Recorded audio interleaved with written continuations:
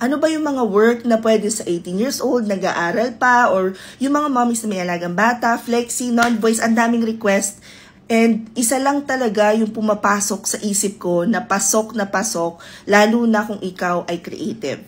And that is video editing. If you spend hours upon hours na nanonood ng videos dito sa TikTok or sa Reels, sa Instagram, sa Facebook, or mahilig ka mag-scroll sa social media, and you just realize that perhaps this is something that I really want to do for a living as well. Meaning, pagkakakitaan mo yung paggamit ng social media, then this video is for you. Hi, my name is Mary. I post easy to follow daily tasks that you can do to start your freelancing journey. Every day nagpo-post ako ng mga bagong videos sa pwede nyo sundan na some sort of roadmap kung gusto nyo na maging freelancer, virtual assistant, or gusto nyo na mag-work from home gamit ang computer at internet. Kung mahilig kayong manood ng videos and feeling ninyo this is a hobby that you can turn into parang passion project, but at the same time, alam mo sa sarili mo na you could turn it into business, then maybe this is a service na pwede mong i-offer as a freelancer. A lot of times we think kapag sinabing video editor, kailangan may experience ka kagad dyan, kailangan may portfolio ka.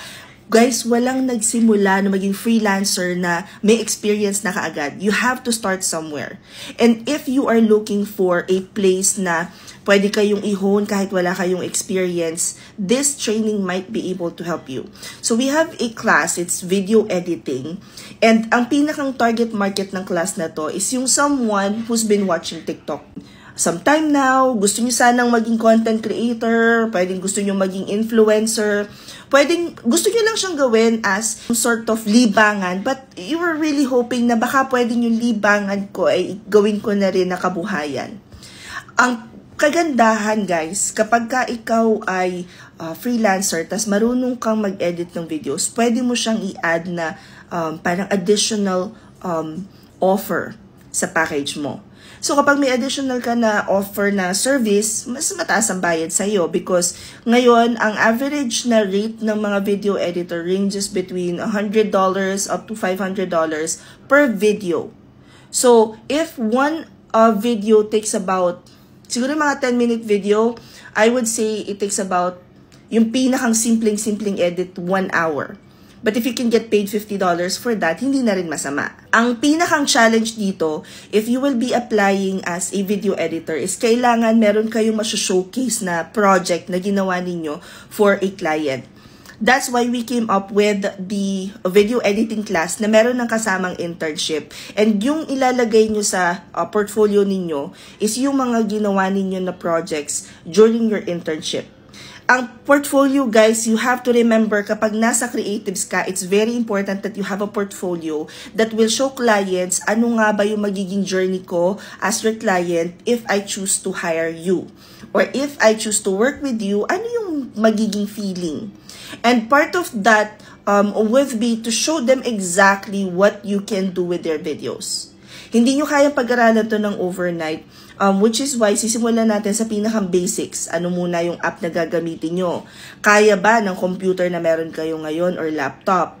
And then, makikita ninyo, okay, so kaya ko ng simple edits, magkano yung pwede kong i-price kapag ganito yung gagawin ko na video?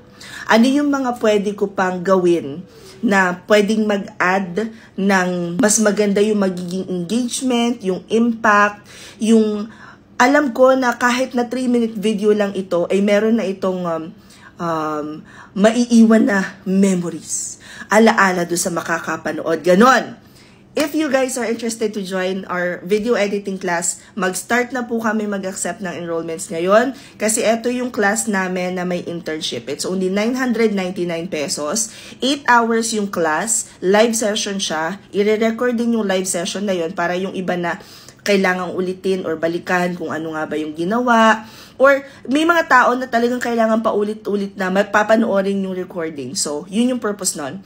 After that, you guys will have 2 weeks of internship. Maggagawa kayo ng mga videos para sa iba't ibang clients. So, it's either local or international. The most important thing is, meron na kayong pagpapraktisan. If you guys are interested to enroll, i-click nyo lang tong link na to sa profile ko. Kung nasa Instagram naman kayo, i-click nyo lang to. Kung nasa Facebook page ko naman kayo, i-check nyo lang yung caption. At alam niyo na, pag nasa YouTube kayo, description box lang. You guys will then be taken to this landing page. Ang alam ko, nakalagay dito, $799 pa yung video editing. Pero 999 pesos na siya ngayon guys dahil may internship na siya. Pag-click niyo yan, nandiyan na sa form lahat na kailangan nyo malaman about video editing class, including schedule, ano yung magiging process, kasi hindi lang kayo bastang iso-certify. Meron kayong live session, meron kayong 2 weeks na internship, meron kayong application book, meron kayong mock interview, meron kayong final activity, saka pa lang namin ipoprovide yung certificate ninyo. Ito yung isa sa mga class namin na nililimit talaga namin kasi si JV, yung trainer natin dito, siya talaga is very hands-on siya. Iisa-isahin nga kayong tanongin na install mo na ba, anong itsura dyan sa end mo. Sobrang hands-on niyang magturo and as much as possible, maliit lang talaga yung group na inaalaw namin sa class na to. And pagka po hindi na maklik yung link dito sa profile ko, i-try nyo lang ulit pumunta ng Facebook, i-check nyo yung direct link doon if makakapag-enroll pa kayo. Kasi kapag nag-close na yung form, ibig sabihin, puno na po yun, makikita nyo naman nakasulat na this class is no longer accepting Chinemer Chocho. Anyway, comment any questions you guys have about working from home, follow for more work from Home Chismis. Bye!